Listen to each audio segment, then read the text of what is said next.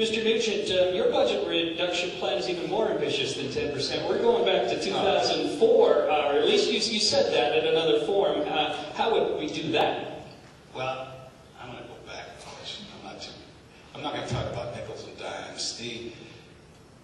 The thrust of leadership is to lead by example.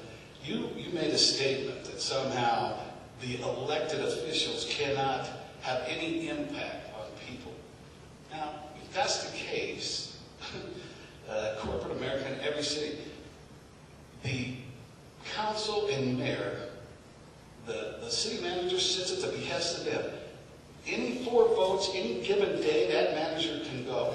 Now, that manager has to, we're elected. You know, I expect this council and a mayor to give that manager direction as to what the city wants, the people want. And if he won't go to the department heads and enact that, well, that's the correct answer, and that's the one I was looking for. But in the money side, you say you can't do nothing. The council makes the budget. I'm not going to get down and say, hey, that guy in the garbage thing needs, he's not a good guy. But the department, the head of a department, is going to be responsible for that money, period. And they're going to be responsible to the city manager, and that city manager is going to be responsible to council.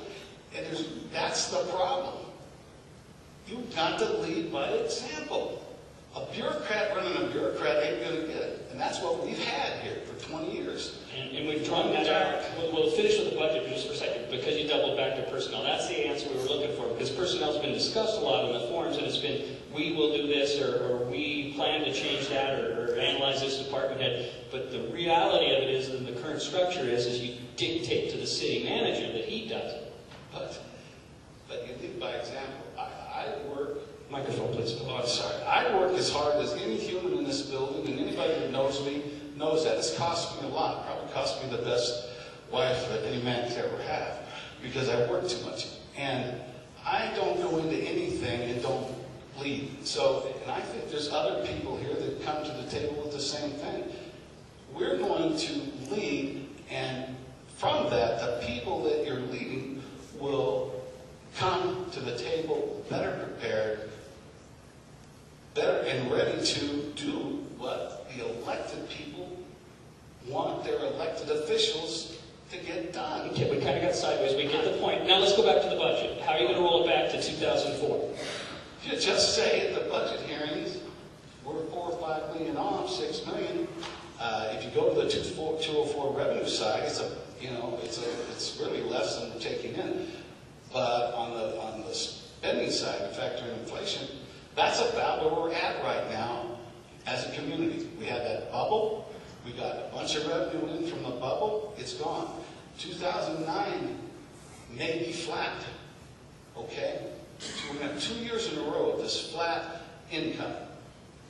So 2004 is an easy thing for new council members or anybody to look at department heads and say, okay, that's the number we're shooting at.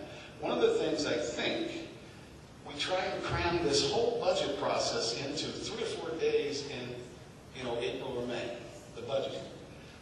That's hard for people, the council people that aren't you.